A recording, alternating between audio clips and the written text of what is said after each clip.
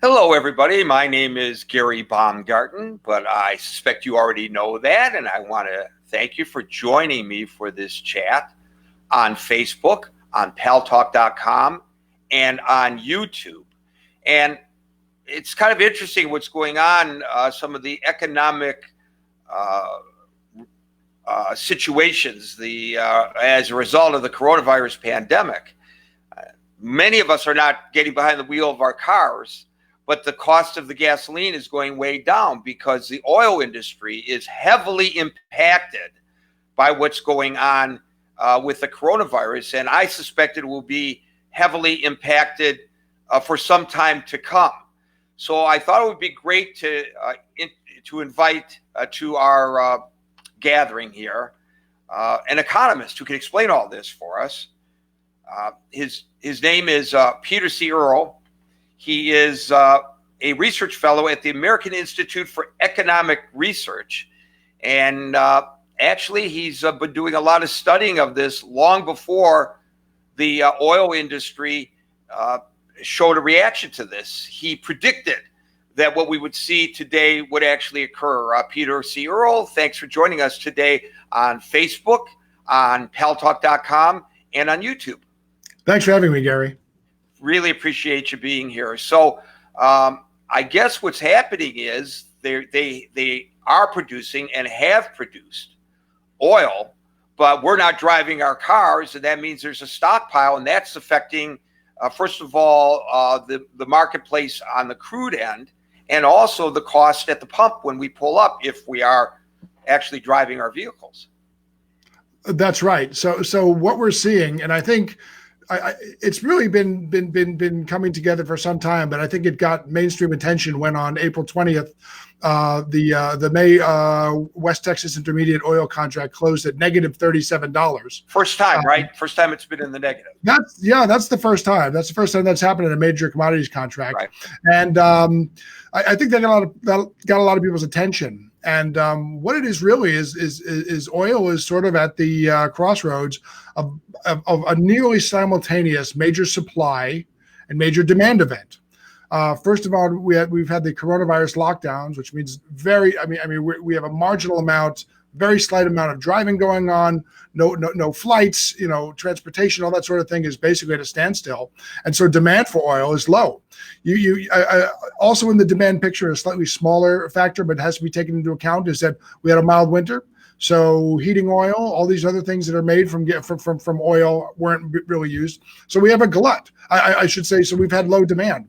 At the same time, we've had a glut of oil coming to the market because there's been a confrontation between two of the major members of OPEC. Now they're sort of referred to as OPEC plus, and that's Saudi Arabia and Russia. And essentially, they entered into a price war. And when they did that, they sent the price of oil plummeting. So all of a sudden, you have tons of oil hitting the market and no demand. And that sent prices down not only just to zero, but negative $37 per barrel. So as a result of that, the oil industry is initially, right now, like a lot of industries, suffering. And if you look on a case-by-case basis, some industries, you could see there's going to be a recovery. But is there going to be a recovery to the oil industry? And by the way, I think it's important, Peter C. Earle, to note that when we're talking about the oil industry, we're not just talking about Saudi Arabia. We're talking about Oklahoma and Texas and other areas domestically that are affected by all of this. Absolutely. We're talking about everywhere from the Permian Basin, which is Texas and Oklahoma, to countries like Angola.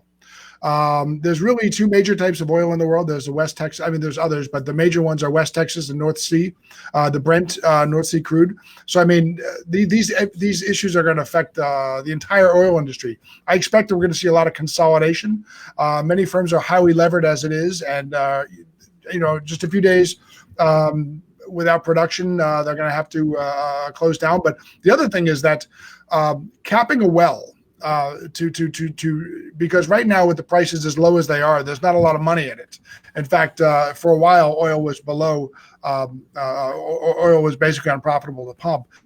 Capping a well is expensive. So many firms have to make a choice whether they want to basically face economic hardship now or later.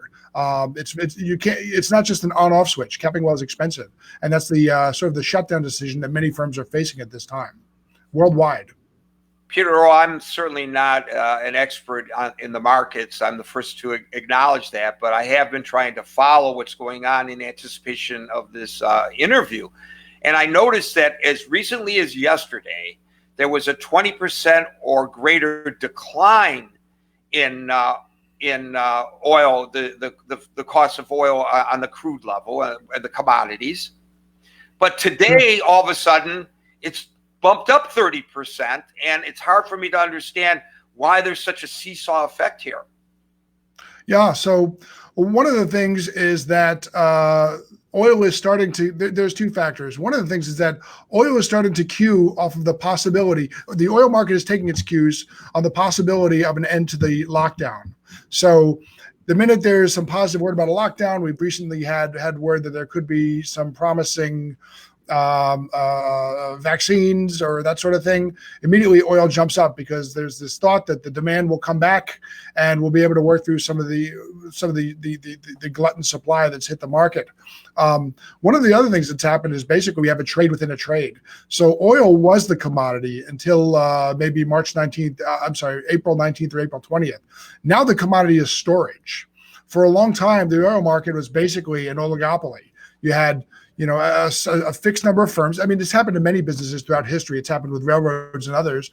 But in terms of the oil markets, you have a certain number of firms which basically set prices or set the amount of supply they're going to release. And what's happened is basically for years and years, that's been in effect. Maybe 60 years we've had OPEC, 60 or 70 years. And the capital structure of the industry, everything from refineries to storage, has basically been predicated on these firms fixing supply. Suddenly you have a very brief but dynamic free market in oil where Saudi Arabia and Russia and then later Kuwait and the United Arab Emirates began pumping all the gas they could. And the storage absolutely disappeared. I wound up speaking with some storage brokers, some friends of mine, and they said that typically it costs about 20 to 50 cents, depending upon per barrel, depending on market conditions, to store oil. At this point, it's north of $3.50, and in some places about $5 a barrel. So you kind of predicted that this was going to happen before the rest of us even realized that this was going to be a global pandemic. Didn't you edit a book about the coronavirus's effect on the oil industry? And this, I mean, how do you put a book together that predicts it in such a short period of time? I don't know, but I find that very interesting that folks like you, and you were the editor, not the sole author, but it just shows that people in your industry really are on top of all this stuff.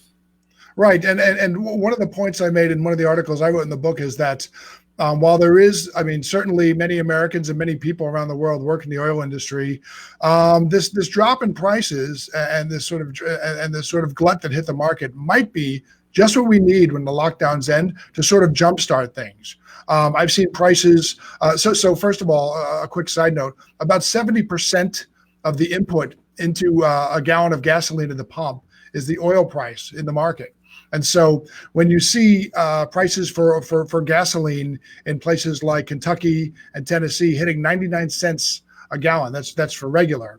The gasoline prices that low, I think are unfortunate that they might be for parts of the oil and gas industry.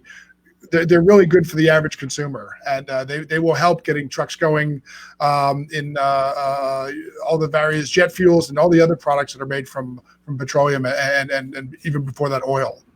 I was kind of joking in the newsroom at Fox the other day that who would have ever thought that it would be cheaper to drive my combustion engine vehicle than an electric car, but it's almost like that right now.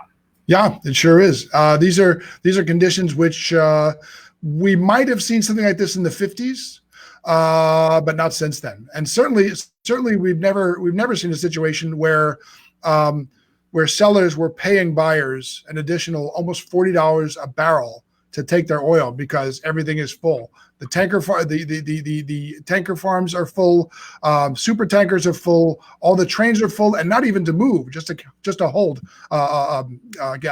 oil. So we've never seen conditions like this before, and I wouldn't say we never will again, but I think it's unlikely to this degree. So you're an economist at the American Institute for Economic Research, Peter Earle, and I'm wondering what are the long-term effects, because of course we know there's residual effects if the oil industry takes a hit that it doesn't fully recover from for a period of time. Those areas of our country that are oil industry dependent, their economies are married to the oil industry. They're going to be really hurting, I think. What do you see for the people in the Texas-Oklahoma basin? Yeah, so I mean, it's going to be some hard times in the near future. I think really what all of this is going to come down to is how long do the lockdowns last for, and in what way do they end? By which I mean, is it a process of one day, you know, all the governors getting together or the president saying the lockdowns are over? Is it on a rolling basis? Is it certain industries before others? But that's going to dictate really, because that's the direct input into restoring the demand for oil and for gasoline. And once that comes back, I think a lot of those jobs will probably come back. There'll be demand. We'll work through the storage problems. But until that happens, and depending upon how that happens, there's no doubt it's going to be tough times for many people in the oil and related industries, which is refining, drilling, all of those sectors.